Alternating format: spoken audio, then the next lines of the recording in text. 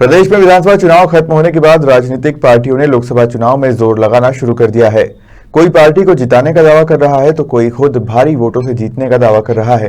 इसी कड़ी में महू विधानसभा सांसद प्रतिनिधि राजेश बियानी और महू धार सांसद छतर सिंह दरबार ने विधानसभा के कई मुद्दे एवं महू सिविल एरिया के साथ ही आगामी लोकसभा चुनाव को लेकर भी चर्चा की।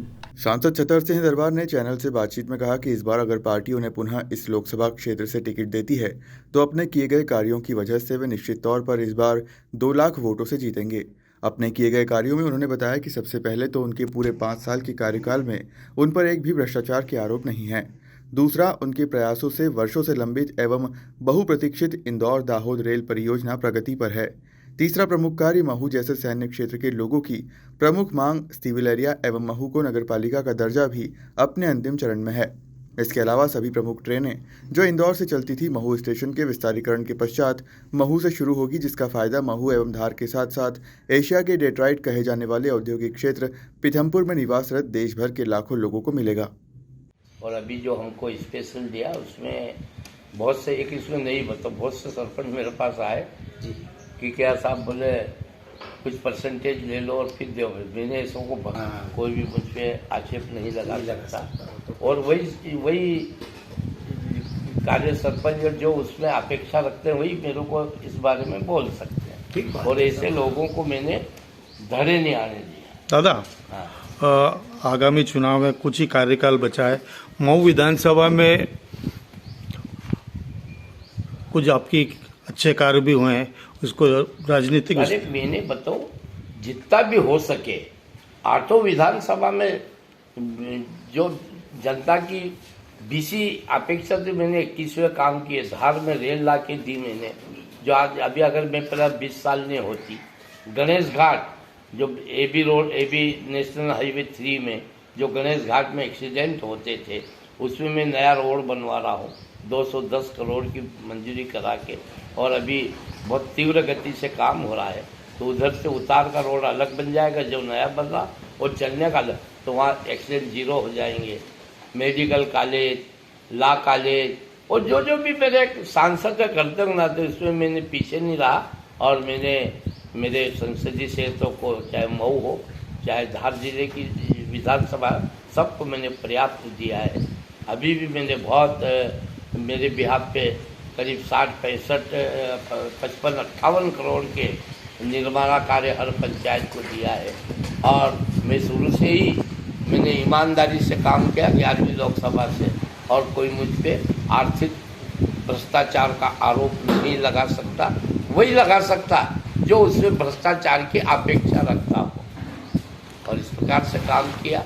मेरा सामाजिक चरित्र, आर्थिक चरित्र, राजनीतिक चरित्र हमेशा उज्जवल रहा है, और संगठन भी इस बात को जानता है। दादा, आने वाले आगामी चुनाव को लेकर क्या तैयारी और क्या? साहब, मेरा काम अच्छा है, पार्टी उचित समझेगी तो निश्चित रूप से मुझे चुनाव लड़ाएगी। और मेरी किसी प्रकार से कोई शिकवा शिकायत नहीं है, कहीं मेरा विरोध नहीं है। मैंने काम में कभी चाहे संगठन का काम हो चाहे सत्ता काम ईमानदारी से निर्वहन किया है। और मेरे तीनों चरित्र जो मैंने अभी बताया ना, राजनीतिक, सामाजिक, आर्थिक, बेदाग रहे हैं। और किसी प्रकार का जैसे आर्थिक चीज में कोई आक्षेप लगा, सिर्फ आक्षेप लगाने की दृष्टि से लगा सकता है, बाकी सत्यता उसमें 0%। मैं सीधा ठोक के इन चीज़ों को बोल सकता हूँ। और निश्चित रूप से कार्यकर्ताओं का लाड़ है, सत्ता संगठन के पास मेरी परख है, तो मुझे निश्चित रूप से अगला 24 का चुनाव लड़ाएंगे। और मैं विश्वास साथ कह सकता हूँ कि अगर पार्टी ने मुझे उम्मीदवार पुनः बनाया तो भारतीय जनता पार्टी लोकसभा धार 2.5 लाख ऊपर से विजय होगी। दादा, मऊ विधानसभा में कंटोनमेंट का खूब अच्छा रहता है, विकास कार्य नहीं कर पाते हैं। देखिए, मेरे इसके लेके आपने क्या रक्षा मंत्रालय से कभी? कंटोनमेंट बोर्ड के पूरे देश में चुनाव घोषित हो गए थे और बिना परिसीमन किए मैं राजनाथ सिंह जी से मिला कि साहब ये कंटोनमेंट का जो एरिया है अब सिविल हो गया है, कई गार्डन हो गए हैं, वहाँ सेना को कोई किसी प्रकार से परेशानी नहीं है, तो ये पुनः परिसीमन कराया जाए। कंटोनमेंट बोर्ड का एरिया फिक्स किया, उसके बाद चुनाव कराया जाए।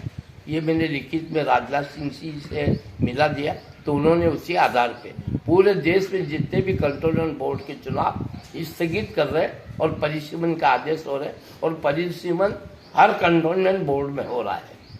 जो सिविल एरिया आ गया वो छूट जाएगा, और बाकी का जो वास्तविक मिलिट्री का एरिया होना चाहिए वही रहेगा। उसके बाद ही कंटोनमेंट बोर्ड के चुनाव होंगे। क्या कैंट बोर्ड के भी अब आने वाले समय में आगामी आपके कार्यकाल मिलता है आपको, तो उसमें नगर पालिका देखने को मिलेगी क्या?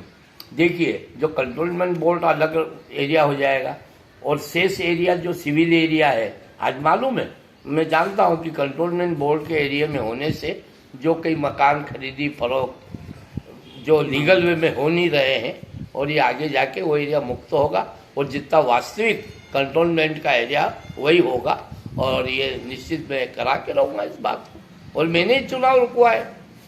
दादा, आपके काम से धार को लोकसभा को रेल मिली, और वही रेल आगे झाबुआ को भी जा रही थी, आपकी उसमें झाबुआ की भी उपलब्धि रहेगी क्या? ये बिचारा दिन थी 2 रेल लाइन हमारी, मक्सी गोधरा लाइन, छोटा उदयपुर धार।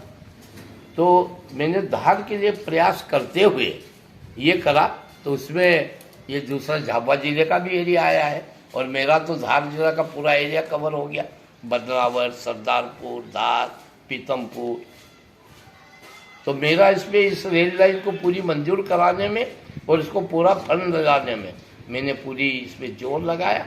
और कोरोना के समय में दोनों लाइन होल्ड हो गई थी, मोदी जी से मिले, निवेदन किया कि अब ये ट्राइबल एरिया की लाइनें हैं और ये आवश्यक है, तो फिर उन्होंने होल्ड खुलवाया और बजट दिया। अभी भी इस बजट में पर्याप्त धन दिया है, और दोनों रेल लाइन ये 24 में मक्सी गोधरा और इस छोटा उदयपुर ये अमजरा के यहाँ जुड़ेगी, और छोटा उदयपुर से अलीराजपुर की लाइन आ रही है, इधर ये मक्सी गोधरा लाइन, तो यह अमजरा में जुड़ के यहाँ से एक लाइन हो जाएगी, और 24 में रेल दौड़ेगी। अभी इंजन से हम ट्रायल भी कर रहे हैं। धन्यवाद दादा, चैनल से बात करने के लिए बहुत बहुत धन्यवाद।